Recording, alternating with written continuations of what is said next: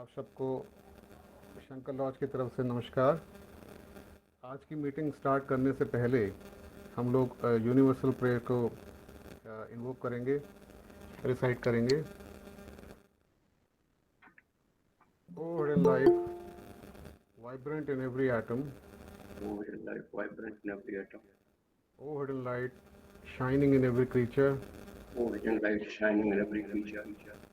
O hidden love, embracing all in oneness. Hidden love, embracing all in oneness.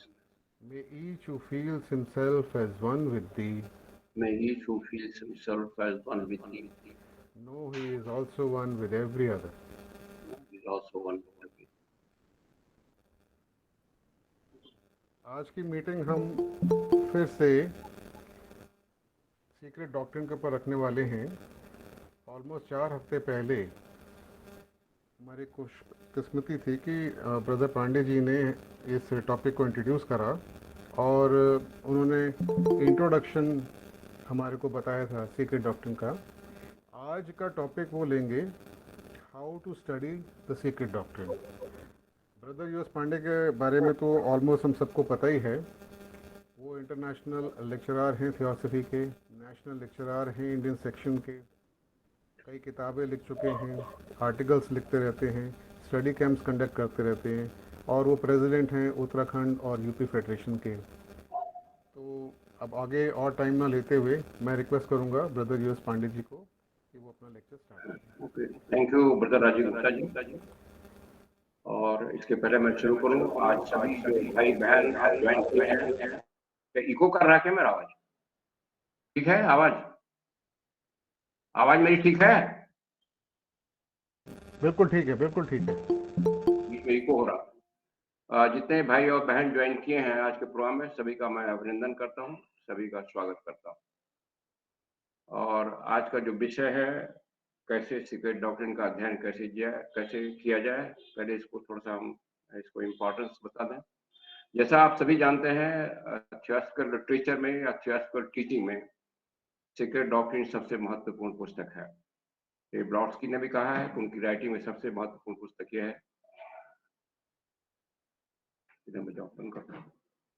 और master ने भी कहा है कि जो हमारी टीचिंग है इसके थ्रू दी गई है, और चूंकि मास्टर्स के द्वारा सीधे दी गई है तो इसमें हम देख सकते हैं कि जो विचार हैं वो सीधे मास्टर के माइंड से कनेक्टेड है। और ये भी कहा गया है कि ये सीक्रेट डॉक्ट्रिन, जैसे हमने पिछली बार बताया, कि एक बृहत सीक्रेट डॉक्ट्रिन का एक छोटा हिस्सा है जिसको मास्टर ने समझा कि इस सेंचुरी में, और जी सेंचुरी में किताब लिखी गई और अगली सेंचुरी के लिए मनुष्य के मन के समझने के लिए काफी है, उतना दिया गया, एक part of the whole, very small part of the whole. तो और ये चूंकि हालांकि सबसे महत्वपूर्ण पुस्तक है, लेकिन ये भी हम सभी जानते हैं कि सबसे कम मेंबर्स इसको पढ़े हैं, इसलिए कि लोग अक्सर समझते हैं कि बड़ी गूढ़ पुस्तक है, इसका भाषा थोड़ी जटिल है और समझने में थोड़ा सा दिक्कत होती है, इसलिए इसको अवॉइड करते हैं बहुत से लोग, मेजॉरिटी ऑफ मेंबर्स मैंने देखा है। और काफी जो थोड़े से इंटरेस्ट होते हैं वो उस पर सीधे जाते हैं, और कुछ इसको जब उनको मोटिवेट किया जाता है तब जाते हैं। लेकिन ये साफ कहा गया है, इसके बाद जो सेकंड जनरेशन के हमारे ऑथर्स हुए, ग्रेट ऑथर्स या फिलोसफर्स, जैसे अन्य बेसेंट हुए, लेडबिटर, सभी ने अपनी राइटिंग में कहा है कि वो जो लिख रहे हैं उसका मेन सोर्स सीक्रेट डॉक्ट्रिन है, और वो जो लिख रहे हैं वो केवल उसको एक तरह से इंट्रोडक्शन के रूप में लिख रहे हैं। और अगर आपको थोड़ा सा डिटेल जाना है उस विषय में तो आपको सीक्रेट डॉक्ट्रिन जाना पड़ेगा। अन्य बेसेंट बड़ा क्लियरली ये बात करती हैं अपने एंशिएंट विजडम में। हालांकि एंशिएंट विजडम बहुत अच्छी किताब है, बट वो कहती हैं कि this only introduction to whatever has been given to the secret doctrine, वहां आपको जाना चाहिए, जाना पड़ेगा। तो सीक्रेट डॉक्ट्रिन की महत्ता थियोसॉफिकल स्टडी में, थियोसॉफिकल साधना में, जो स्टडी मेडिटेशन सर्विस है, बहुत ही। और हमें जहाँ तक हो, जो हम लोग थियोसॉफी के स्टूडेंट है, हमारा कोशिश होना चाहिए कि उसमें जाएं। बाकी और सब किताबें अच्छी हैं, बट अनलेस हम सोर्स को में जाएं तो वो बात बनती नहीं है। लेकिन ये दिक्कत शुरू से रही है लोगों की, इसकी भाषा को थोड़ा सा जटिल होने में, समझने में, और उसमें समझने में मेहनत पड़ती है काफी।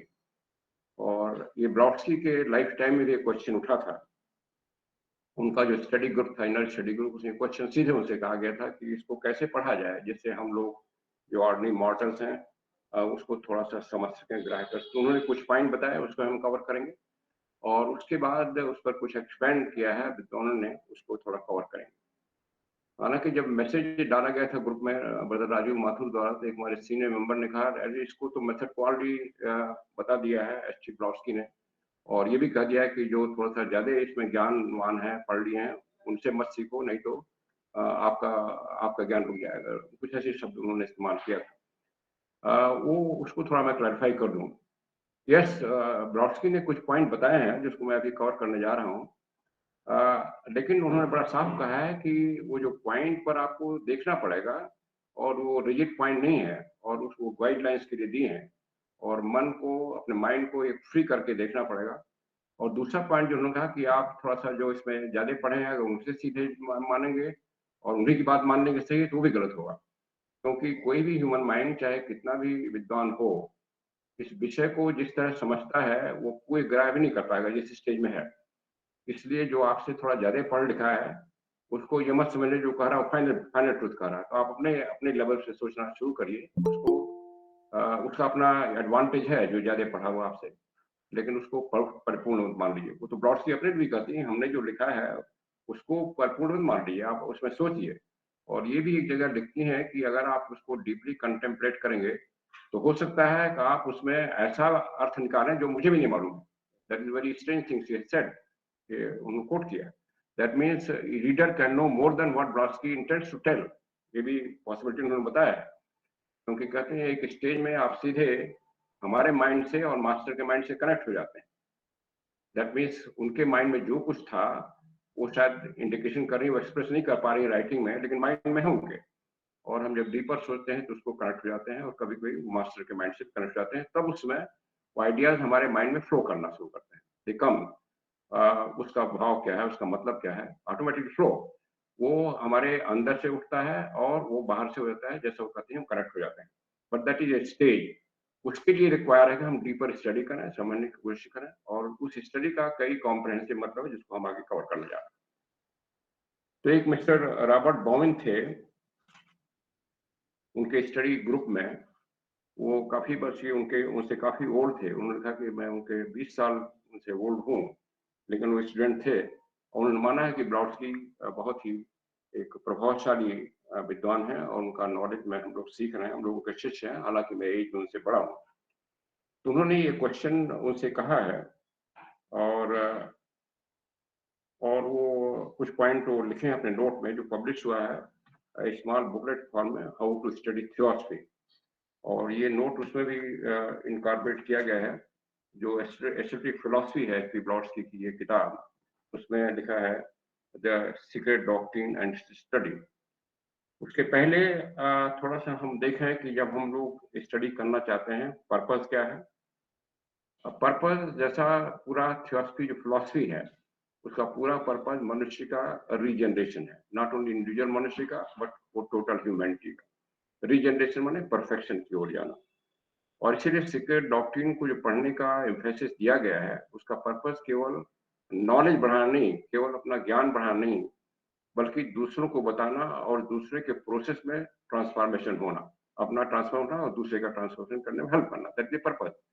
तो ये कुछ ऐसा ऑर्डिनरी स्क्रिप्चर नहीं है कि हम पढ़ लें और भक्तिपूर्ण और भक्ति भाव से और हमें कुछ ऐसा वरदान मिल जाए जो और धार्मिक स्क्रिप्चर में भावना होती है। वो डिफरेंट है इसका पर्पस। इसके इसके पर्पस में इसके स्टडी में ही ट्रांसफॉर्मेशन का पर्पस, जो पर्पस पूरी थियोसॉफिकल दर्शन का है। जब स्टडी कोई करता है इसमें सीक्रेट डॉक्ट्रिन, तो ऑकल्ट शब्द बार-बार इसमें आया है कि ऑकल्ट लिटरेचर है। तो इसमें जो लोग आते हैं उनके उद्देश्य मोस्टली शायद प्राय 2 कैटेगरी में हो सकते हैं।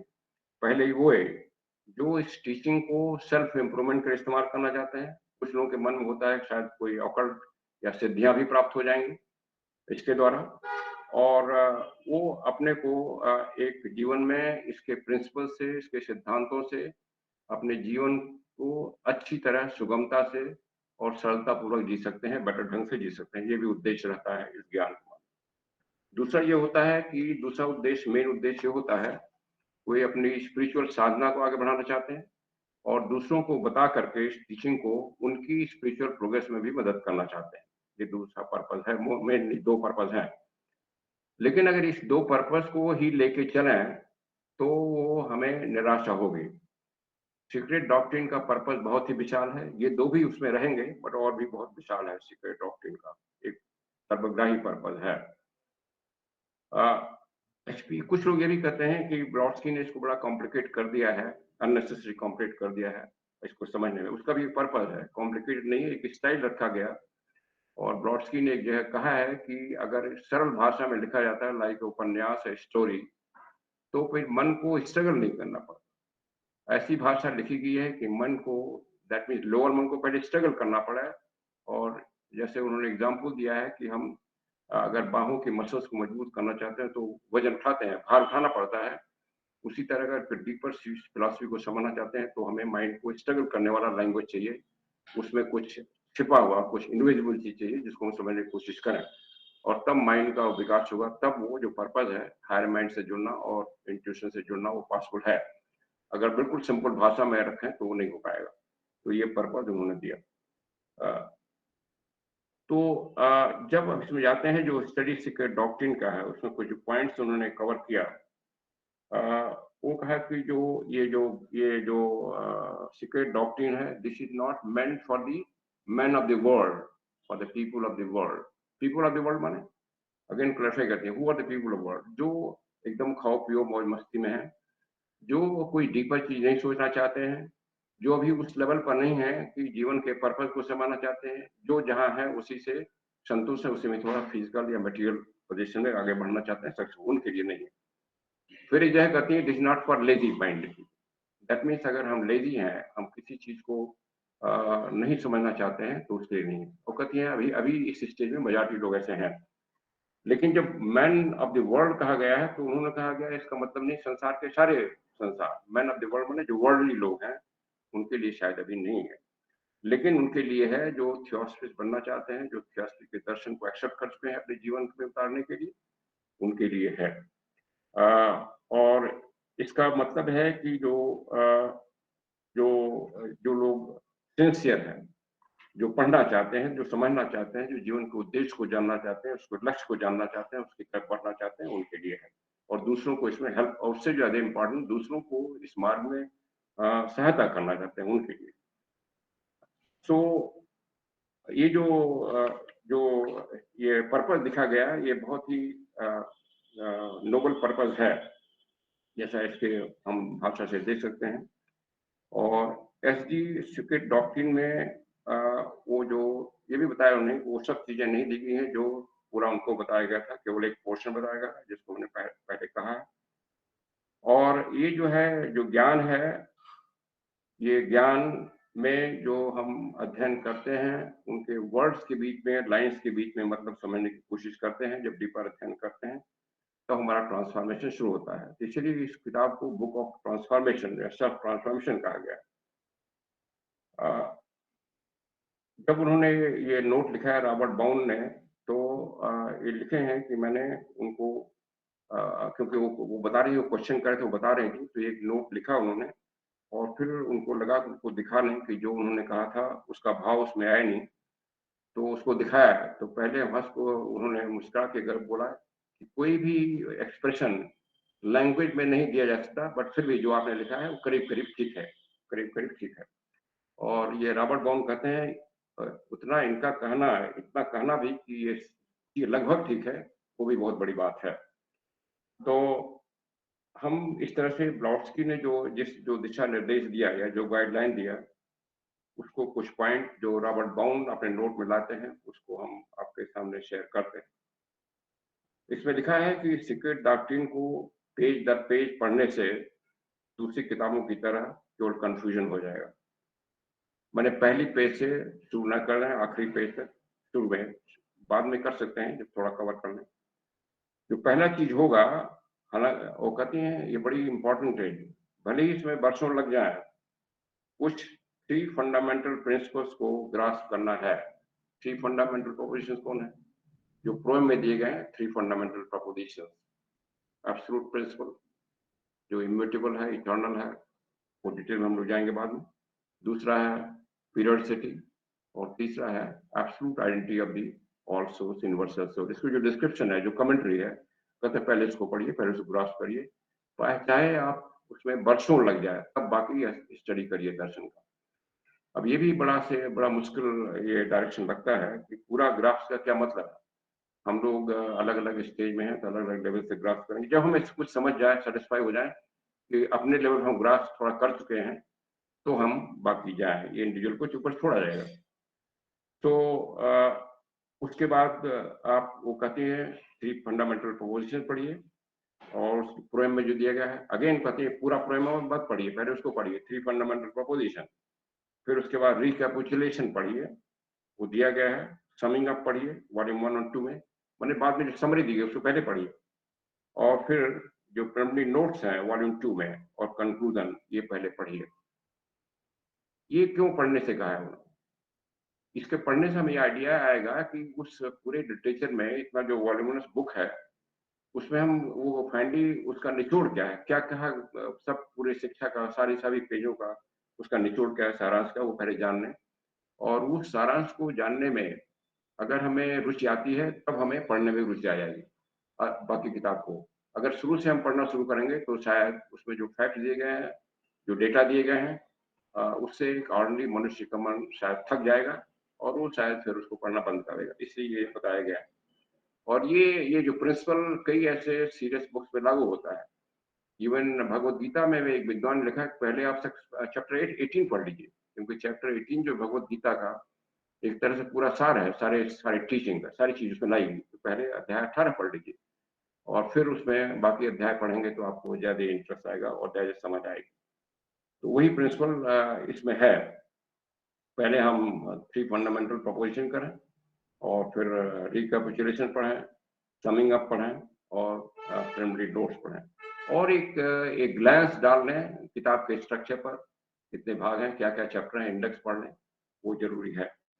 उसका भी इम्पोर्टेंस है बाद में कि इंडेक्स में जो चीज़ें हैं, उसमें जो चीज़ हमें ज़्यादा इंटरेस्ट लगती है, तुरंत उसको पेजेस को खोल के हम पढ़ना शुरू करें।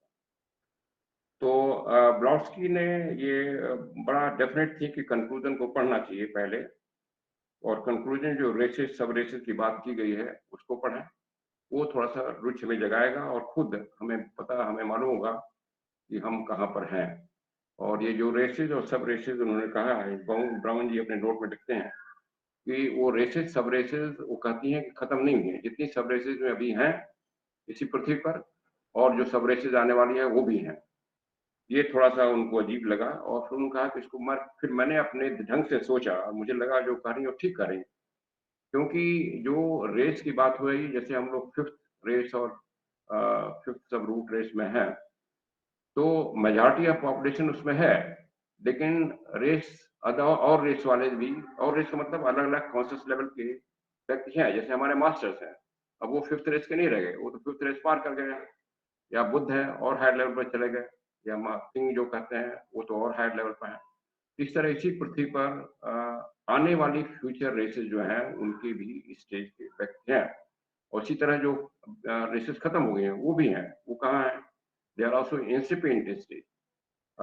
वो जिसको हम सीड रूट कहते हैं, सीड के रूप में मौजूद हैं, क्योंकि जो भी चीज़ हो जाती है, कोई मिटती नहीं, वो भी हैं।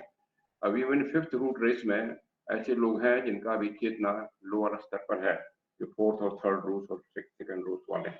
तो कहते हैं सभी रेस वाले एक समय होते हैं, लेकिन फिजिकल बॉडी में मेजॉरिटी इस समय जो 5th रेस है और 5th रूट है, वो कर सकते हैं। तो जो कमिंग 6th रेस है, वो कर रही हैं, वो भी अभी हैं। लेकिन जो फिजिकल शरीर में जो 6 रूट 6 सब रूट आएगी, उसमें तो हज़ारों साल लगेंगे। और उसमें वो कहती है वो साइडरियल ईयर होता है 25,000 साल का, उसमें भी हज़ारों साल लगेंगे, जिसको लेड बीटर अपने कमिंग 6th रेस में किताब में वर्णन करते हैं। तो ब्राउन कहते हैं कि ये बड़ा ही रिमार्केबल सेशन था ब्लॉट्सकी का, बहुत एनलाइटनिंग था और उसमें हम लोगों को बहुत पता चला अच्छी तरह कि उन्होंने फंडामेंटल जो प्रिंसिपल है उसको बहुत जोर दिया। क्लासिकल स्टडी में फिजिकल डॉक्ट्रिन स्टडी में पहले फंडामेंटल प्रिंसिपल को समझें। और अगर एक आदमी समझता है कि सैटिस्फैक्टरी जो यूनिवर्स का जो कॉन्स्टिट्यूशन दिया गया है, वो सही है, सत्य है, तो उसको अक्षर से सत्य न माने। वो एक फॉर्मूला है, एक सूत्र है और वो आपको इसलिए दिया गया है कि आप माइंड से समझने की कोशिश करें कि वो आपको सत्य की ओर ले जाएगा। वो सीक्रेट डॉक्ट्रिन पहले कहती है कि सीक्रेट डॉक्ट्रिन के जो वर्ड्स हैं उनको सत्य मत मान लें। उनको पढ़ने में जो आपको अनुभव होगा वो सत्य की ओर ले जाएगा, वो दर्शाएगा। और फिर वो जो हमारे सीनियर मेंबर कर थे वो एक पैरा लाती हैं, it is worse than useless going to those whom we imagine to be advanced students and asking them to give us an interpretation of their deed. They cannot do it for you. You have to understand it. ये सही बात है कि आप किसी advance student से समझें, yes उसको समझना है, उसके आगे आगे देखिए वो यूजफुल है। आगे कहती हैं, if they try all they give are cut and dried esoteric rendering for you it may be, और उसको आप ट्रुथ न मत समझें, दो इट रिजेंबल्स ट्रुथ, ट्रुथ आपको स्वयं एक्सपीरियंस करना, उस सेंस में आप उसको मानना मान। To accept such interpretation means anchoring our to fix ideas. कहते हैं हर एक क्या कंसेप्शन है, जैसे हम बताया, अगर आप किसी दूसरे के बताए द्वारा जो इंटरप्रिटेशन है उसी को आपने फाइनल मान लिया, तो फिर जो पर्पस है आपके माइंड का ट्रांसफर वो नहीं होगा, आपका माइंड फिर फिक्स हो गया, जड़ हो गया। आप अपने ढंग से सोचने की कोशिश करिए, अपने माइंड को पहले फ्री करिए, पहले जो प्री कंसीव्ड आपके आइडियाज हैं, आपने अपने धर्मशास्त्र पढ़े हैं, दूसरे धर्मशास्त्र पढ़े हैं, उसमें कुछ कहा गया है पर्टिकुलर बारे में, मनुष्य की उत्पत्ति के बारे में, उसको पहले हटाइए अपने माइंड से और फिर सोचने की कोशिश करिए। और जो आपके एडवांस स्टूडेंट कर रहे हैं उस पर सोचिए, उसको फाइनल न मानते हुए अपने ढंग से सोचिए, and then you will get some truth appropriate to your level of mental development. वो आपकी अनुभव होगा, वो आपका एक्सपीरियंस होगा।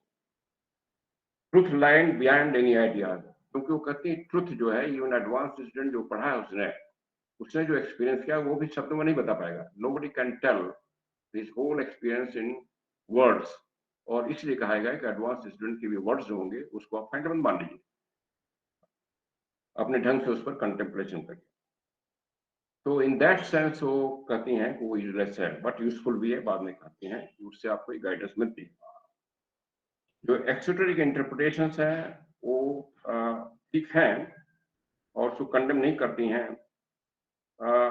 जहाँ तक वो पॉइंटर्स माना जाए, बिगनर माना जाए। वो हमें जो एडवांस स्टूडेंट्स हैं उनकी जो इंटरप्रिटेशन है उसको हमें अपने लिए एक दिशा निर्देश माना है। अगेन वो बात हो रही है, ये बाउंस साहब अपना एक्सप्लेनेशन दे रहे हैं कि ब्रॉडसी का मतलब ये था, क्योंकि अगर वो ऐसा होता है तो फिर उनके पास क्यों जाते सीक्रेट डॉक्टरिन लोग कुछ नहीं स्टडी कर। बहुत से लोग जो हैं या जो भविष्य में थियोसॉफिकल सोसाइटी में मेंबर बनेंगे, उसमें से जैसा हमने बताया कि मेजॉरिटी लोग इनकेपेबल हैं इस सीक्रेट डॉक्ट्रिन के मैटर को स्वयं समझने में, और इसलिए एडवांस स्टूडेंट्स का हेल्प उसमें एक दिशा निर्देश देने का काम करता है। But there are and would be others and for them she sets out following and true way of approaching SD. लेकिन वो कहते हैं कुछ लोग हैं जो सिंसियर हैं, उनके लिए दिशा निर्देश दे रहे हैं। पहला यह है कि पहले तो उन्होंने बताया क्या क्या पढ़िए पहले, बट उसको पढ़ने के लिए पहले वो कहते हैं कि उसमें आप कोई आशा न करें कि फाइनल ट्रूथ आपको दिया जा रहा है in those words. Try to contemplate it and then आपको स्वयं ट्रूथ का अनुभव होगा, जिसके लिए आपका माइंड अभी केबल है। और उस पढ़ने में उसको अगर रिपीट करेंगे तो आपकी माइंड की कैपेसिटी और बढ़ेगी और आप मोर ट्रूथ जान पाएंगे।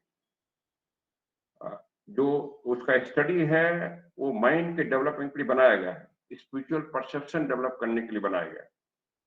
और इसलिए फिर और उसमें हिंट देते हैं बाउंस अपने नोट में, अकॉर्डिंग टू ब्लॉट्स की जो उन्होंने बताई थी कि जो भी आप पढ़ें सीक्रेट डॉक्ट्रिन में, उसमें माइंड के पीछे बैकग्राउंड में जो कुछ प्रिंसिपल हमेशा ध्यान में रखें। पहला प्रिंसिपल उन्होंने बताया रॉबर्ट बाउन को, the fundamental unity of all existence.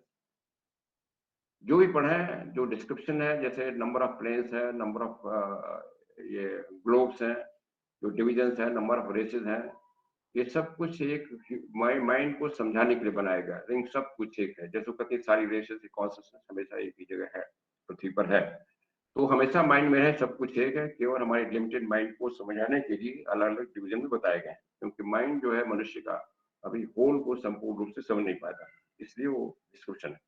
लेकिन फंडामेंटल यूनिटी को हमेशा अपने माइंड के बैकग्राउंड में, माइंड के रूट में रखना है। और टीचिंग यूनिटी जो है उसका मतलब नहीं कि कई चीजें एक साथ लाई गई हैं, टीचिंग एज ए होल है, क्योंकि प्रिंसिपल एज ए होल काम कर रहा है संसार में, लाइफ एक है एंड बीइंग वन है, मोनेड एक ही है और पूरा संसार एक है, चाहे इनविजिबल हो विजिबल हो, ये हमेशा ध्यान में रखें। तो एग्जिस्टेंस वन थिंग है, it is not aggregate of many things, और मूलतः रूप से वन बीइंग है, एक ही अस्तित्व है, ये हमेशा ध्यान रखें। और इसीलिए बाद में आती हैं कि गॉड, यूनिवर्स और मैन वन है, इसे हमेशा विचार में रखें। जो बीइंग है उसके दो एस्पेक्ट हैं, पॉजिटिव और नेगेटिव। जो पॉजिटिव जो है चेतना है, जो नेगेटिव है सब्सटेंस है, और वो कॉन्सिस्टेंस का सब्जेक्ट है। दो एस्पेक्ट हैं मनवंतर काल में। जो बीइंग है वो एब्सोल्यूट है अपने प्राइमरी मैनिफेस्टेशन में, बीइंग एब्सोल्यूट है और उसके बाहर कुछ नहीं है, और वो ऑल बीइंग है। ये बाउन अपने नोट में लिख रहे हैं। यह अविभाज्य है, इंडिविजुअल है, और अगर विभाज्य होता तो एब्सोल्यूट रह ही नहीं जाता। यहाँ वो बात की जा रही है, दैट मीन्स वो परब्रह्म एक ही है और सब कुछ केवल एक एक एक खाली परसेप्शन है। अगर पोर्शन को सेपरेट किया जाता तो बाकी एब्सोल्यूट कैसे हो सकता। और इसीलिए हमारी देखिए जो धार्मिक शिक्षाएं होंगी कभी कभी इसके अपूर्ण जाएंगी। जैसे गीता में कृष्ण को कहा बताया गया, हम अपने एक पोर्शन से बनाते हैं। अब यहाँ का पोर्शन हो ही नहीं सकता, केवल उसी में एक पोर्शन दृश्यमान हो रहा है, बट पोर्शन कभी अलग नहीं हो रहा। हालांकि वर्ड जो आएगा उससे लगेगा कि पोर्शन अलग हो रहा है। तो कंपैरिजन जो है, जो आइडिया है एब्सोल्यूटनेस का, वो हमेशा ध्यान में रखना है कि वो अविभाज्य है, इंडिविजुअल है। और इसलिए fundamental one existence and absolute being must be reality in every form there is. इसे हर एक फॉर्म में वो पूर्ण है। तो यार बार बार नहीं तो इट इज सेड दैट दो, ये कहा गया कि हालांकि ये हमें क्लियर था लेकिन दूसरे लोगों को क्लियर नहीं था, ये बावन साहब लिखते हैं। और फिर वो कहती हैं कि उनको भी सोचना पड़ेगा और थोड़ा डीपली सोचना पड़ेगा, और एक शब्द इस्तेमाल किया, डम स्कल। दैट मीन्स वो अभी जिसको हम कहते हैं कुंठ बुद्धि, अभी कुंठ बुद्धि में है, और उनको अपने प्रयास से उसको ठीक करना पड़ेगा। प्रयत्न कैसे होता है? बार बार एफर्ट से, जिसको कबीर कहते हैं बार बार अभ्यास के जड़मति हो सुजान। ये कबीर कहते हैं बार बार अभ्यास के जड़मत हो सुजान, रसैया आवाज जात के सिर पर पड़ा निशान। तो हर एक में कैपेसिटी है जड़मत से सुजान बनने में। अगर हमें समझ नहीं आ रहा तो हम प्रैक्टिस करें, एफर्ट करें तो जान सकते। तो एटम है, मनुष्य है, गॉड है, वो कहती हैं हर एक सेपरेटली दिखाई पड़ रहे हैं और कलेक्टिवली वो एब्सोल्यूट बीइंग है इन देयर लास्ट एनालिसिस। वही रियल इंडिविजुअलिटी है। करें ये जो विचार है हमेशा एक सीक्रेट डॉक्ट्रिन के स्टूडेंट के माइंड में रखना है, और तब उसको आगे बढ़ना है सीक्रेट डॉक्ट्रिन की स्टडी में। क्योंकि जैसे ही हम अगर ये ध्यान में न रखते हुए हम डिटेल्स में जाते हैं, जैसे कई रेसेस, कई प्लेन्स की बात करें, करना शुरू करते हैं, उसको डिटेल करें, तो माइंड डिविजिव में चला जाता है, डिविजनेस में चला जाता है, और फिर वो असल रियलिटी नहीं समझ पाएगा जो पर्पस है सीक्रेट डॉक्ट्रिन का। पर्पस क्या है सीक्रेट डॉक्ट्रिन का? वननेस का, कि सब कुछ एक है। उस वो ट्रांसफॉर्मेशन का, माइंड को वननेस में जाना। दूसरा आइडिया, ये पहला आइडिया था। दूसरा आइडिया कहते हैं जिसको हमें रखना है ध्यान में, कोई डेड मैटर नहीं है। हर एक एटम जो अलाइव है, लास्ट एटम मिनरल एटम भी अलाइव है। और कहते हैं ये दूसरी तरह नहीं होता, कोई डेड नहीं होता, क्योंकि सब कुछ एब्सोल्यूट बीइंग है। और एब्सोल्यूट बीइंग है वो डेड कैसे हो सकता है? और इसे हर एक एटम जिसको मिनरल एटम कहते हैं वो भी वही है, तो डेड नहीं है। इसलिए कोई चीज जो है, जैसे हम कहते हैं स्पेस में जानवर उड़ रहे हैं, पक्षी उड़ रही हैं, या हम लोग आकाश में हैं, तो ऐसी कोई चीज नहीं, सब कुछ एक ही आकाश है। जो असली आइडिया है वो यह है कि हर एक एटम उसी का जो लाइफ है, कैपिटल में लिख रही है लाइफ, जो वन लाइफ है वही है। ये दूसरा पॉइंट था। तीसरा पॉइंट, जो तीसरा बेसिक आइडिया है मन में रखने का, वह है कि माइक्रोकॉज्म और माइक्रोकॉज्म एक ही है। देयर नथिंग लाइक माइक्रोकॉज्म, सब कुछ एक है। दैट मीन्स मनुष्य जो है, जिसको हम माइक्रोग्राम कहते हैं, उसमें सारी शक्तियाँ हैं, सारी दिव्य शक्तियाँ हैं, दैवी शक्तियाँ जो संसार को चलाती हैं और इसलिए मनुष्य में क्षमता है, वो इस चीज़ को समझे और इसीलिए ये ज्ञान मनुष्य को दिया गया। चौथा जो चौथा और लास्ट बेसिक आइडिया जो दिया उन्होंने, उसको ग्रेट हर्मेटिक एक्सियम में लिखा गया है, as the beginner so is the outer, as the great so is the small, as it is above so it is below, there is but one life, one law, and he that worketh it is one, nothing inner, nothing outer, nothing greater, nothing small, nothing great, nothing high, nothing low, is the divine economy। तो ये कहते हैं उस analogy को हम ध्यान दें। जो हम भी पढ़े हैं सीक्रेट डॉक्ट्रिन में, हमको ये चारों बेसिक आइडिया से कोरिलेट करना है, जहाँ भी पढ़ें। और वो कहते हैं कि मैंने सुझाव दिया कि ये जो इस तरह का मेंटल एक्सरसाइज बड़ा ही थकावपूर्ण होगा, थकान करेगा। ये बाबू साहब लिखते हैं, मैंने जब ब्लॉट्सकी ये कह रहे थे कि हम जो भी पढ़े उसके पीछे चारों बेसिक आइडियाज़ को कोरिलेट करना शुरू कर दें, तो मैंने कहा इससे तो माइंड थकेगा हमारा एवरेज माइंड जो है, अगर हम कुछ पढ़ रहे हैं उसके पीछे ये आइडिया भी है। तो ब्लॉट्सकी मुस्कुराई और उन्होंने माना यस माइंड थकेगा। तो वो कहते हैं कि अपनी माइंड की कैपेसिटी देख के पढ़िए, तुरंत मत पूरा पढ़ना शुरू करिए। अगर आधे घंटे में माइंड थकने लगता है बंद कर दीजिए, आगे पढ़िए। नहीं तो क्या होगा कि माइंड में जो ब्रेन है मनुष्य का, उसमें जो सोच होती है, जिस लेवल पर उसकी आदत पड़ी हुई है, उसके खांचे बने हुए हैं और जो डीपर सोच होगी तो दूसरे खांचे बनने शुरू होंगे और उस खांचे बनने में जो माइंड के सेल है, ब्रेन के सेल हैं, वो डिस्ट्रॉय होते हैं नए पाथ बनाने के लिए। और अगर ज़्यादा हमने प्रेशर डाला तो ब्रेन जो है एक डिस्टर्ब हो सकता है और हम उसमें हमें इंजरी भी हो सकती है, मेंटल इंजरी। तो ये जो मेंटल एफर्ट है, इसमें डिफरेंट है। इसमें न्यू ब्रेन पाथ बनते हैं और इसको हम इंजुडियसली फोर्स नहीं करेंगे, इंजुडियसली फोर्स नहीं करेंगे। दैट मीन्स हम अपनी कैपेसिटी देख के पढ़ें, लेकिन पढ़ना ज़रूरी है। और अगर शुरू में लगता है थोड़ा कठिन है, ठीक है, थोड़ी देर पढ़ें, फिर कोशिश करें और बार-बार जब कोशिश करेंगे तो हमारी कैपेसिटी बढ़ेगी, जैसे हर एक चीज़ में होता है। करें ये जो मोड ऑफ थिंकिंग है, ये जो है, इसी को भारत में ज्ञान योग कहा गया है, यही ज्ञान योग है।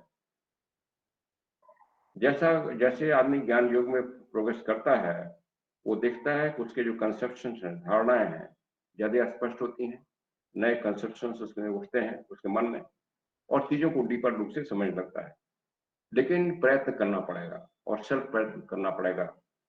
आपको एक एडवांस स्टूडेंट थोड़ा गाइडेंस दे सकते हैं और फिर इस समय हमें ये भी गार्ड रखना पड़ेगा विचार में कि हमारे मन में, हमारे कंसेप्शन में कुछ विचार उठेंगे उस चीज़ को पढ़ने के लिए अगेन और बड़े अच्छे लगेंगे मुझे और हमें लगेगा कि हमने सत्य को समझ लिया है। फिर हमें कॉशन हो जाना है कि सत्य अभी बहुत दूर है। उस विचार को भी छोड़ना पड़ेगा, आगे और बढ़िया कंसेप्शन आएँगे, वो भी नहीं होंगे। और इस तरह हमें किसी भी कंसेप्शन जो हमारे मन में आ रहे हैं, उसको हम पकड़ के न बैठ जाएँ। प्रयत्न करते रहें, सोचते रहें और फाइनली मन वो आएगा, मन का जो है, जिसको हम कहते हैं वो स्टेज नो फॉर्म स्टेज में आ जाएगा, जिसको थियोसॉफिकल लिटरेचर बियॉन्ड माइंड कहा गया है, वो स्टेज आ जाएगी। तब हम अनुभव करने लगेंगे उस ट्रुथ की जो कहने के लिए इसमें प्रयास किया जा रहा है। जो सीक्रेट डॉक्ट्रिन का सही स्टूडेंट है, वो ज्ञान योगी है और ये जो योग का पाथ है, ये सही पाथ है। ये करेंगे चूँकि वेस्टर्न स्टूडेंट को एड्रेस करेंगे फॉर वेस्टर्न स्टूडेंट, बट इसका मतलब for all intellectuals of today, क्योंकि हम लोग भी उसी तरह के इंटेलेक्चुअल हैं जो डीपर चीज़ें नहीं समझते। तो जितने मॉडर्न इंटेलेक्चुअल हैं, वो सबके लिए ये ज्ञान योग का पाठ है। ये हमारे लिए साइन पोस्ट प्रोवाइड करता है उस मार्ग पर और सीक्रेट डॉक्ट्रिन उस साइन पोस्ट बताती है। बाद में उन्होंने नोट किया कि हमने इस चीज़ को, टीचिंग को ब्लॉट्सकी से पूछा और उनसे पूछा क्या हमने सही लिखा है। जैसा मैंने पहले कहा, पहले उन्होंने कहा कि तुम श्री डमस्कल हो, तुम भी एक मूर्ख हो और तुम समझते हो कि कोई चीज़ वर्ड्स में एक्सप्रेस किया जाता है, लेकिन फिर उन्होंने मुस्कुरा कर कहा कि नहीं, ठीक है जो तुमने लिखा है। सो और वो लिखते हैं कि मैंने ब्लॉट्सकी से जब से बात किया है, उनको मैं देखता हूँ कि बहुत ही ज्ञान है उनके पास और उनके शब्द बहुत ही प्रभावित करते हैं। और वो खुद उस बताने में ही परिवर्तन हो रहा है उनका, ये मैं भी ऑब्ज़र्व कर रहा हूँ। और कहते हैं इतनी बीमार उसमें बीमार चल रही थी, ये करीब उनके मृत्यु के कुछ महीने पहले ये सब बात हुई थी। वो कहते हैं ये बहुत ही आश्चर्यजनक चीज़ है कि इस बीमारी में भी वो इतना गंभीरता से और इतनी सरलता से चीज़ों को बताती हैं। और अ, अगर हम उसको देखें तो वो अपने बॉडी और ब्रेन के बियॉन्ड होकर को बता रही हैं हायर चेतना से। मैं अनुभव करता हूँ उनके इस लास्ट जो मीटिंग हो रही है उनके साथ, हालाँकि उनकी बॉडी हेल्पलेस है, बीमार है, वो अस्वस्थ हैं, लेकिन वो टीचिंग एक हायर लेवल से दे रही हैं और वो जो टीचिंग है, वो एक हायर स्फीयर से आ रही है और हमें ये अनुभव होता है और हम फिर जानते हैं कि जो हम सुन रहे हैं, वो उनके हायर चेतना से आ रही है और ये उस ग्रुप में जितने स्टूडेंट थे सभी को लगा। ये थोड़ा-सा बाउंस साहब का नोट था, इसके बाद कुछ और पॉइंट पर हम आते हैं।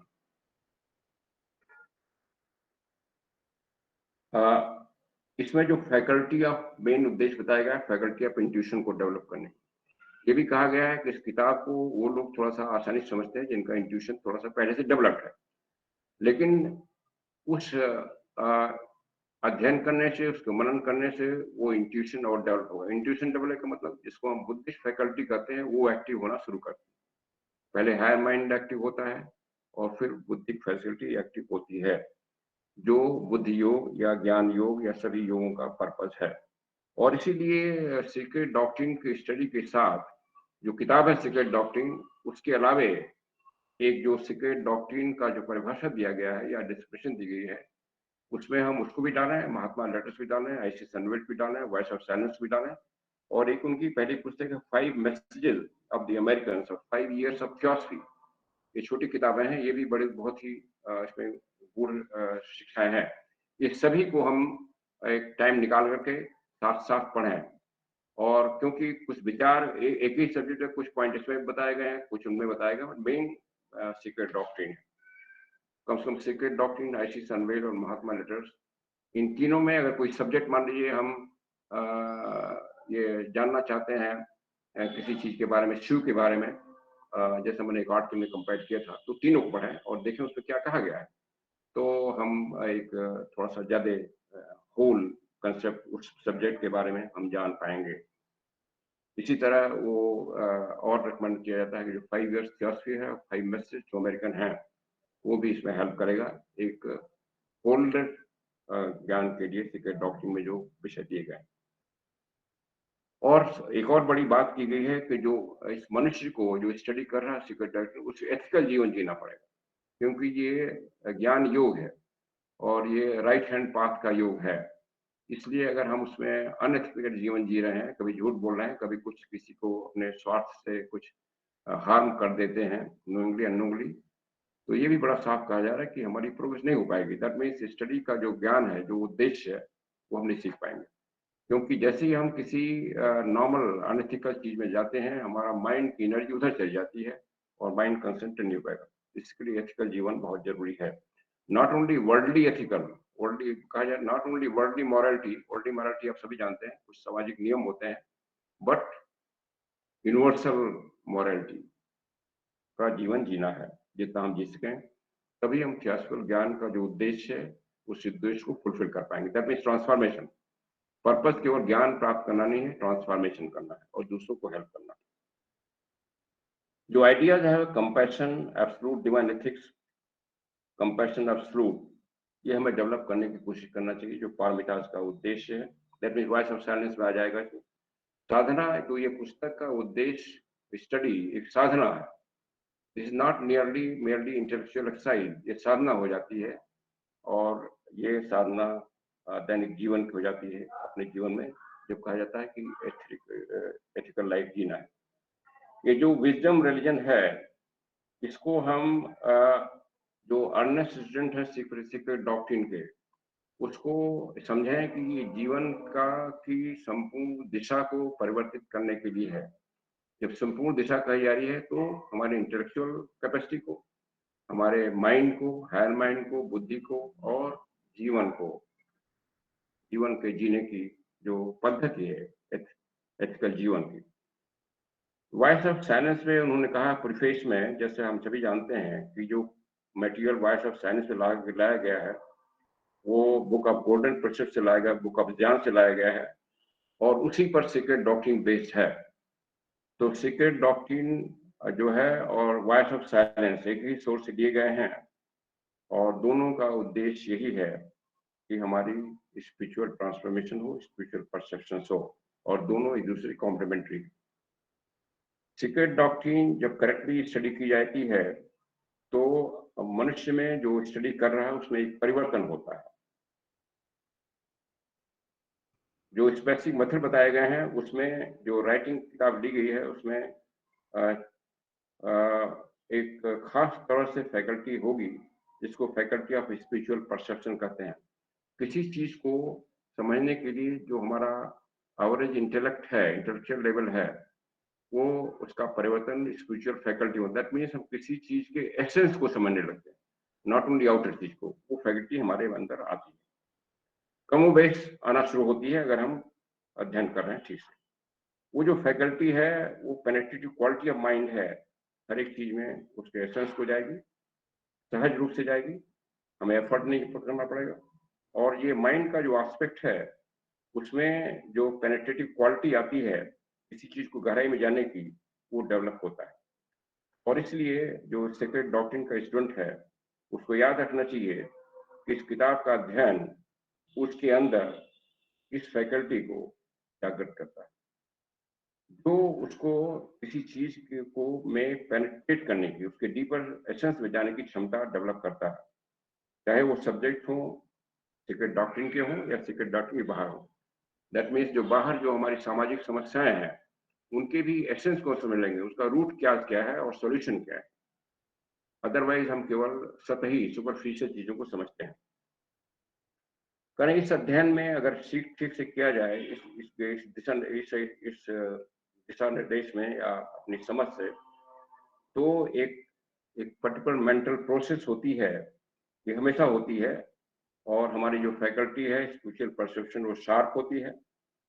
और ये सीक्रेट डॉक्ट्रिन की स्टडी का विशेष एक योगदान होता है हमारी प्रोग्रेस में, जो हमारी स्पिरिचुअल प्रोग्रेस में योगदान करती है। ये जो फैकल्टी स्पिरिचुअल परसेप्शन की है, ये तुरंत नहीं डेवलप हो जाएगी, ये धीरे धीरे डेवलप होगी जैसे जैसे हम स्टडी करेंगे और गहराई से स्टडी करेंगे, समझने की कोशिश करेंगे। और इसीलिए रेगुलर स्टडी की जरूरत है। ये केवल एक स्टडी कैंप में या कुछ लेक्चर में नहीं है। यहाँ का रिकमेंड किया जा रहा है आप सीक्रेट डॉक्ट्रिन को अपने डेली स्टडी का बनाइए, 15 मिनट आधे घंटे स्टडी करिए, कंटेम्पलेट करिए, उन चीजों पर नोट बनाइए, डिक्शनरी रखिए। कई सब्जेक्ट आएंगे, कई इसमें वर्ड्स आएंगे जो ऑर्डिनरी तरह हमको नहीं मालूम होंगे, डिक्शनरी रखिए, ग्लॉसी रखिए, उसे समझने की कोशिश करिए, नोट बनाइए। नोट बनाने से जो चेतना पर छाप जो है थोड़ी गहरी पड़ जाएगी, रिटेंटिविटी रहती है, और इसलिए वो नोट बनाना है। तो इसकी स्टडी कई लेवल पर होनी है। अगर ग्रास्प करना चाहें उसके 3 आयाम होंगे, इंडिविजुअल लेवल पर स्टडी, देन ग्रुप स्टडी और देन टीचिंग अदर्स। ये 3 चीजों मिलकर के थियोसॉफिकल की सीक्रेट डॉक्ट्रिन की स्टडी है। तीनों आयाम चलने चाहिए साथ साथ। इंडिविजुअल स्टडी में जैसा हमने पहले जिक्र किया कि हमें ये प्रैक्टिस डेवलप करनी पड़ेगी, थोड़ा थोड़ा हम पढ़ें उस गाइडलाइन में। पहले वो सब चीजें पहले बताया गया जो कंक्लूजन और 3 फंडामेंटल्स सभी चीजें, और वो पढ़ें धीरे धीरे। और फिर जो सब्जेक्ट इंटरेस्ट के इंडेक्स में जाएं, या एक और विषय है कि हम जब वो फंडामेंटल चीजें कंक्लूजन पढ़ लें तो कोई भी पेज अटेंडम खोल लें, उसमें जो भी सब्जेक्ट सामने आए उसको पढ़ना शुरू करें और उस पर थोड़ा सा नोट बनाएं, समरी बनाएं। वो भी एक तरीका है। और जब कुछ मेजर पोर्शन कवर कर लें फिर हम 1 पेज से आखिरी पेज तक जाएं। तो ये डेली स्टडी जो होनी चाहिए, ये हमारे डेवलपमेंट का जो फैकल्टी है, जो इंटेलेक्ट फैकल्टी है, जो हायर मनस है, उसमें हेल्पफुल है। और फिर हम जो है जो माइंड में जो प्रकाश आता है, बुद्धि का प्रकाश डेवलप करना शुरू होगा, हमारे कुछ कंसेप्ट बनेंगे, धारणाएं बनेंगी, उसको भी हम लिखने की कोशिश करें अपनी भाषा में, सरल भाषा में, जो भी समझ में आ रहा है। भले ही वो दूसरों के इंटरप्रिटेशन से डिफरेंट मालूम हो, लेकिन अपनी भाषा में थोड़ा सा समरी लिखें। और हर एक जो ग्रुप का मेंबर है, ग्रुप स्टडी है, देखिए 2 चीज़ें रिकमेंड की गई, पहले individual study and group study. हर एक साधक जो है अपना इंडिविजुअल स्टडी करे और फिर वीकली लास्ट की मीटिंग या ग्रुप स्टडी होगी, उसमें उन अपने जो स्टडी किया है उस विषय पर आदान-प्रदान करें, एक-दूसरे का इंटरप्रिटेशन। और शुरू-शुरू में लगेगा कि एक-दूसरे का इंटरप्रिटेशन विरोधाभासी हो रहे हैं। क्यों ये क्या होता है? क्योंकि अभी हर एक का माइंड क्लियर, एम्प्टी नहीं हुआ है पूरी तरह से, जो उसके पुराने विचारधाराएँ हैं, जो उसने धारणाएँ बना रखी हैं स्क्रिप्चर्स की स्टडी से और सोर्सेज़ से। इससे एरर लगेगा, लेकिन अगर उसको एक समग्रता से फिर देखा जाएगा तो यूनिफ़ॉर्मिटी लगेगी, अगर उसमें धारणाएँ हटा दी जाएँ। इसलिए यह भी ज़रूरी है कि सेक्रेड डॉक्ट्रिन में जो स्टडी करने के कांसेप्ट आए हैं, जो अक्षर से हैं और जो हमारे माइंड में आए हैं, उसको हम कंपेयर नहीं करें कि हमारे उसमें किसमें लिखा है, इसमें ऐसा लिखा है, इसमें क्यों ऐसा लिखा जा रहा है, वो कंपेयर ना करें। और इसका मतलब ये है कि माइंड को एकदम साफ रखें, ओपन माइंड जैसे क्लियर माइंड करें, तभी जो पर्पज़ है, इंटेंडेड पर्पज़ है ट्रांसफॉर्मेशन का, वो हो पाएगा, जो ज्ञान योग का पर्पज़। अ, लेकिन बाद में ये हमेशा ये कहा नहीं है कि इसको ब्लाइंड फेथ की तरह ना मानें, समझने की कोशिश करें, पहले अपने लॉजिक लगाएँ, इंटेलेक्ट लगाएँ और फिर बुद्धि का प्रकाश है, उसको समझ में आएगा, उसको मानें। अगर हम इस बुक को इस तरह से पढ़ते हैं, तो डेफ़िनिटली इसका जो पर्पज़ है सर्व होगा और फिर उसमें हमारी स्पिरिचुअल प्रोग्रेस होगी, जिसको हम स्वयं अनुभव कर पाएँगे। स्टडी के लिए रिकमेंड किया गया है कि एक बेटर होगा जो ग्रुप स्टडी एक राउंड टेबल की तरह हो, ना कि एक वक्ता हो और बाकी लोग बैठे हों, सुन रहे हों। सब लोग कंट्रीब्यूट करें ग्रुप स्टडी में, पढ़ के आएँ, तो उसमें ज़्यादा फ़ायदा होगा। जब ब्रॉड प्रिंसिपल इस तरह मास्टर कर दिए गए हैं, तब उसकी समरी भी बनाना ठीक रहेगा और फिर अपनी भाषा में ट्रांसलेशन भी हम कर सकते हैं। लेकिन अपनी भाषा में ट्रांसलेशन करते हुए ध्यान रखें कि भाषा जो मेन भाव है, जो मेन शिक्षा है, उससे अलग हो जाए। कभी-कभी हम सिम्प्लिफाइड करने में उसमें तमाम तरह की स्टोरी डाल देते हैं, तमाम तरह की कुछ लाइटर चीज़ डालते हैं, जिससे वो पर्पज़ खत्म हो जाता है। क्योंकि सीक्रेट डॉक्ट्रिन बहुत सी सीरियस पर्पज़ है स्टडी का, वो पर्पज़ हमें ध्यान में रखना है। सीक्रेट डॉक्ट्रिन जो है, जो पहला क्वेश्चन है, हमें पूछना चाहिए इसमें सब्जेक्ट जो हैं, ये भी पूछना चाहिए कि क्योंकि हमें दूसरों को बताना है। अब दूसरे चूँकि अ, तुरंत वही चीज़ नहीं समझ पाएँगे, तो हमें ये भी सोचना है कि कौन से सब्जेक्ट इसमें ज़्यादा इंटरेस्ट होंगे। लेकिन बताना ज़रूरी है, क्योंकि वो भी स्टडी का एक आयाम है। उसके बताने से ही जो हमारा भी ज्ञान, जो बता रहा है उसका भी ज्ञान बढ़ता है, उसके माइंड में करंट आना शुरू करती है हायर माइंड से, मास्टर के माइंड से, ब्रॉडस्की के माइंड से विचार उठते हैं और उस चीज़ों को समझता है। इसलिए दूसरों को बताना ज़रूरी है। अपने हेल्प के लिए भी, अपने एडवांसमेंट के लिए और दूसरे को जिसको हम बता रहे हैं।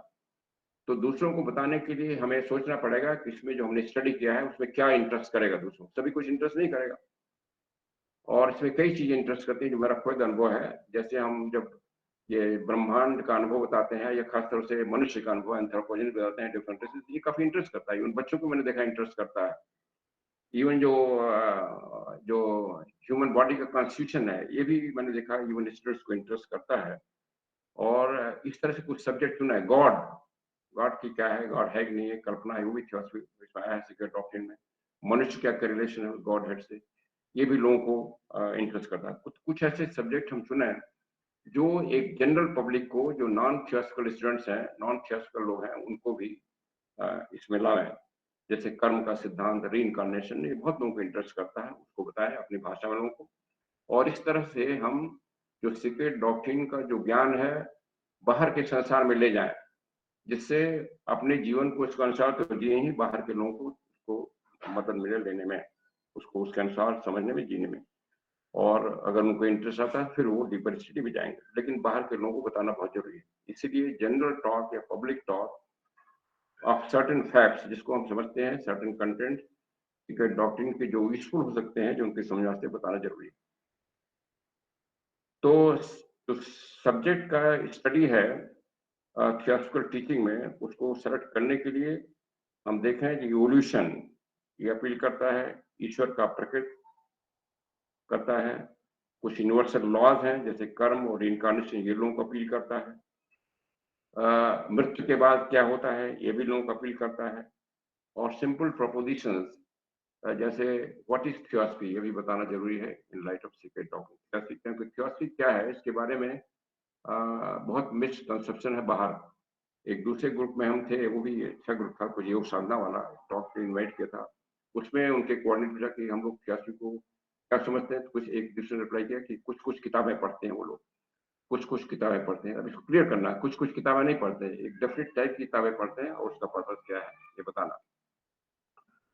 सो ब्लॉट्सकी ने स्वयं इंडिकेशन दिया है पोएम में, समिंग अप में, तीन फंडामेंटल प्रोपोजिशन में, और जो 6 आइटम है समिंग अप में ये पढ़ना है। और फिर वो कहती हैं कि पहले जो सभी इनवर्ड टीचिंग है ब्लॉट्सकी की, व्हाट इज थियोसफी, उसको भी समझें। व्हाट इज थियोसफी इनका एक आर्टिकल है ब्लॉट्सकी का, उसको भी पढ़ें। और 3 फंडामेंटल प्रोविजन पढ़ें और समिंग अप पढ़ें, वो जो पहले रिपीट किया गया है। अगर आप सफलता चाहते हैं तो ये बुद्धिमानी की बात होगी कि एक ग्रुप जो है टिकट डॉक्यूमेंट्री ग्रुप बनाए, उसका एक प्लान बनाए कि अगली मीटिंग में क्या पढ़ा जाएगा, उसको लोग पढ़ के आवें, इंडिविजुअल जो ग्रुप के सदस्य हैं, और अपना वो एक्सचेंज करें विचारों को, फॉर्मूला। जो ग्रुप के मेंबर होंगे हर एक मीटिंग में ये अपनी कर्तव्य समझें कि जैसे कोई ये नहीं कि किसी किसी डेट को नहीं आ रहे हैं, किसी डेट को मतलब लाइटली न लें, सीरियसली आवें, और फिर स्टडी का पर्पज सर्व होगा जो स्टडी का पर्पज है। और इस तरह की स्टडी से हम जो है आथर के माइंड को टच करते हैं, ये भी लाएगा। जब इस तरह की स्टडी करते हैं तो आथर के माइंड को टच करते हैं, दैट मीन्स। और आथर कौन है? रियल आथर तो मास्टर्स हैं। ब्लॉट्सकी कहती है मैं तो राइटर हूँ, तो आथर के माइंड को हम टच करते हैं थ्रू द राइटर्स माइंड, और उनके माइंड में जो विचार और रहे होंगे जो इस वर्ड्स में नहीं आ पाए हैं सीक्रेट डॉक्यूमेंट किताब में, वो हमारे मन में आते हैं, और फिर हम उन विचारों को अपने वर्ड्स में बाहर के लोगों को बताते हैं। ये विचार आते हैं, फ्लो करते हैं। ये मेरा थोड़ा सा पर्सनल अनुभव भी है, और फ्लो कई लोगों का अनुभव है, आते हैं और उन चीज़ों को समझने में, समझाने में। और फिर जो पर्पस है सीक्रेट डॉक्ट्रिन की स्टडी का, वो धीरे धीरे सर्व होना शुरू होता है, हमारा ट्रांसफॉर्मेशन होता है, और जिसको हम बताते हैं उसका भी हम ट्रांसफॉर्मेशन के बीज तो डालते हैं जो थियोसफी का उद्देश्य है। तो स्टडी और इंटरप्रिटेशन जो बेस्ट रिजल्ट आएंगे इन तीनों आयामों से आएंगे, सेल्फ स्टडी, ग्रुप स्टडी, इस प्लान बना करके, और दूसरों को बताना। थियोसफी के दूसरों को बताना को महा चौहान अपने पत्र में डिवाइन टास्क कहते हैं। ये आर्मी टास्क नहीं है, डिवाइन टास्क है। और for this divine task society has been form. तो डिवाइन टास्क हमें करना है, क्योंकि हमें अपने भाइयों को, अपनी बहनों को भी उनके ट्रांसफॉर्मेशन में मदद करनी है, केवल अपने अध्ययन करके नहीं रह जाना है। जब स्टडी मीटिंग शुरू होती हैं, हमें, जैसा हम सभी जानते हैं, टाइम से आना है, स्टडी करके आना है, और एक्सचेंज करना। सीक्रेट डॉक्ट्रिन, तब हम सीक्रेट डॉक्ट्रिन को डिस्कवर करेंगे, और उसकी जो एसेंस है, उसका जो मतलब है, उसका जो पर्पस है, उसको समझेंगे, और उसमें उसको उसके अध्ययन का जो जीवन का पर्पस है वो भी समझेंगे। जो स्टडी का टॉपिक होगा उसको हम लोग सेलेक्ट कर लें, और उसका एक प्लान बनाएं, स्टडी करें, और रेगुलर स्टडी करें, तब पर्पस सर्व होगा। जो जैसा हमने पहले बताया कि इसमें जो और किताबों को साथ साथ अध्ययन कर, साथ साथ अध्ययन किया था, दैट मीन्स कोई टॉपिक अगर ले रहे हैं तो उस टॉपिक के बारे में उनमें क्या क्या कहा गया है, उन वॉइस ऑफ साइलेंस में, या उनके करेक्टिव राइटिंग्स में, या इस अनवील में, या मास्टर लेटर में क्या कहा गया, उसको भी साथ लें। क्योंकि तब हमें उस सब्जेक्ट के बारे में, उस पर्टिकुलर आइटम के बारे में एक ज़्यादा बृहद एक समझ आएगी, और उसकी हमें इंट्यूटिव फीलिंग होगी। जो हमारा जो अगर हमारी डिजायर इस तरह से अर्नेस्ट है, और हम इस तरह से एफर्ट करते हैं, और यही आपका मेथड ऑफ स्टडी होती है, और इस मेथड से जो हमारी स्पिरिचुअल परसेप्शन की फैकल्टी है, और फैकल्टी ऑफ एक्सप्रेशन दोनों डेवलप होती है। स्पिरिचुअल परसेप्शन और फैकल्टी ऑफ एक्सप्रेशन, ये दोनों डेवलप होती हैं। पहले हम खुद उसकी परसीव करते हैं उसके एसेंस को, और फिर हमें एक दूसरों को बताने की क्षमता भी आती है। ये एक जगह और कहा गया है कि हम जो स्टडी करते हैं विजडम रिलीजन, और वो जो करते हैं उसी से हमें दूसरों को बताने की क्षमता आती है, अगर हम गहरे अध्ययन करते हैं। ये जो दो फैकल्टी हैं, स्पिरिचुअल परसेप्शन और फैकल्टी ऑफ एक्सप्रेशन, ये इंडिविजुअल स्टडी से आती हैं और faculty of expression group study से आती है। और ये दोनों फैकल्टी जो हैं एक दूसरे से संबंधित हैं, और फिर हमारे अंदर जो स्पिरिचुअल पावर डेवलप होती है, इनर और हायर इंट्यूटिव माइंड जो पर्पस है, इन दोनों से डेवलप होती है, जो इस स्टडी का पर्पस है सीक्रेट डॉक्ट्रिन का। सीक्रेट डॉक्ट्रिन जो है हमेशा एक कई सेंचुरीज की किताब है, क्योंकि एक दो सेंचुरी में लोग नहीं समझ पाए हैं, आगे आने शताब्दियों की भी किताब है, और इसलिए इसमें जो हम अध्ययन करेंगे, जितना हम समझ पाएंगे, जितना हम एब्जॉर्व कर पाएंगे, उससे हम न केवल अपने उस ग्रुप के एडवांसमेंट में हेल्प करेंगे, बल्कि अपनी रेस को आगे बढ़ाने में मदद करेंगे। ये बहुत बड़ा हमारा उद्देश्य होगा, और इसलिए स्टूडेंट है, जो साधक है, उसको अपने जीवन में इस किताब को उतारना है, सो टू स्पीक, और उसको अपने को उस किताब के ऑरा से एनवलप कर देना है। ऑरा माने हम जो भी समझने की कोशिश करें थियोसॉफिकल लिटरेचर में, या लोगों को बताने की कोशिश करें, सीक्रेट डॉट में जो कुछ समझ पाए हैं, उसके प्रकाश में बताएं। ये कभी ना भूलें कि सीक्रेट डॉक्ट्रिन जो है एक जो मास्टर्स के कस्टडी में जो तमाम ज्ञान है, उसका एक पार्ट है, और 1875 में जो इसकी स्थापना की थियोसॉफिकल सोसाइटी में, उसका उद्देश्य था इस ज्ञान का एक हिस्सा संसार के सामने लाया जाए, और इस पुस्तक के माध्यम से वो ज्ञान लाया गया है, जिससे जो पर्पज है ह्यूमन रेस का आगे बढ़ने का, इवोल्यूशन में ट्रांसफॉर्मेशन का, वो सर्व हो सके। और ग्रेट लॉज जो है ब्रदरहुड, उनके खास एम से ये किताब लाई गई है, सीधे मास्टर द्वारा एक तरह से डिक्टेशन या बताया गया मॉडर्न फिलॉसफी को, और इसकी महत्ता हम समझते हैं।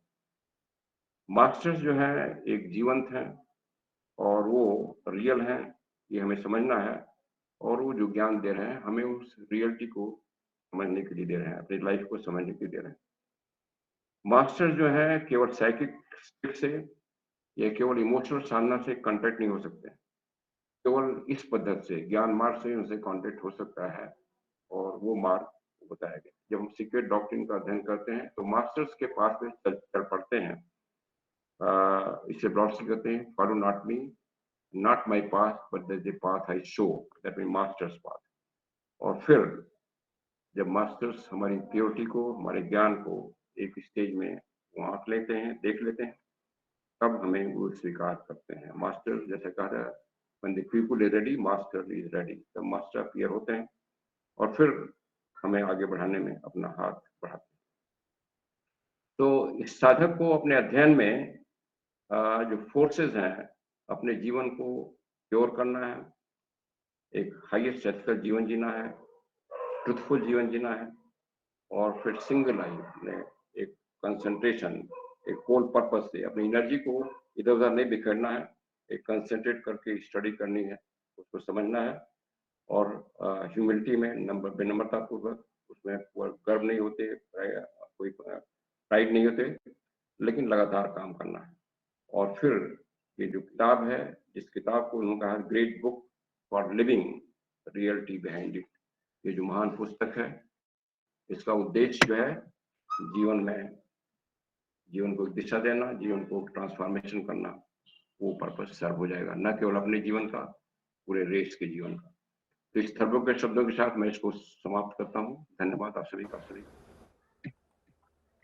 थैंक यू वेरी मच, बहुत बहुत धन्यवाद पांडे जी। आपने बहुत अच्छी तरह हमारे को बताया कि हम सीक्रेट डॉक्ट्रिन को कैसे अध्ययन करें, किस तरीके से उसको हम कौन कौन से सेक्शंस को पहले लें। अब मैं रिक्वेस्ट करूँगा कि जो हमारे मेंबर्स अटेंड कर रहे हैं, कोई उनके पास में क्वेश्चन हो, या वो फिर कोई अपना ऐड करना चाहते कमेंट को, तो वो कर सकते हैं। Most welcome.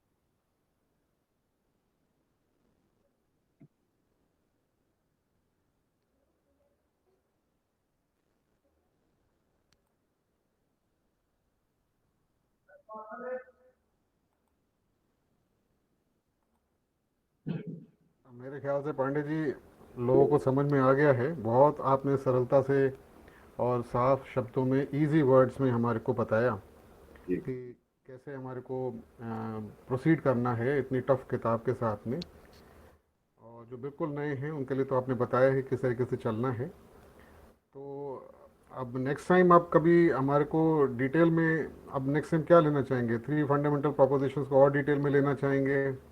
नेक्स्ट माइंड हम सोचते हैं कि इन्होंने जो कहा कि पहले क्या सजा में लाए गए, I think we should cover this book first before going detail in secret doctrine, जैसे अगर आप लोग सहमत हैं। जी जी, बिल्कुल बिल्कुल बिल्कुल। ठीक है। तो अगर किसी ब्रदर को, सिस्टर को कोई और कमेंट या सवाल नहीं है तो then we will close the meeting.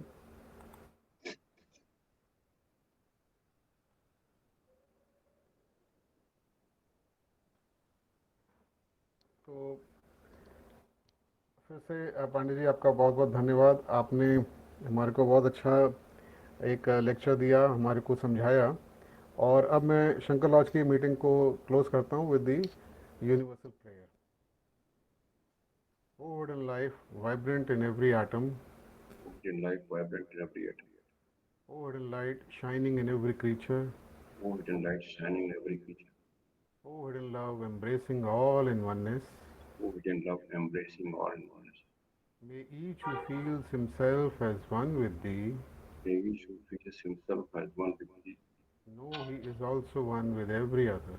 know is also one with him.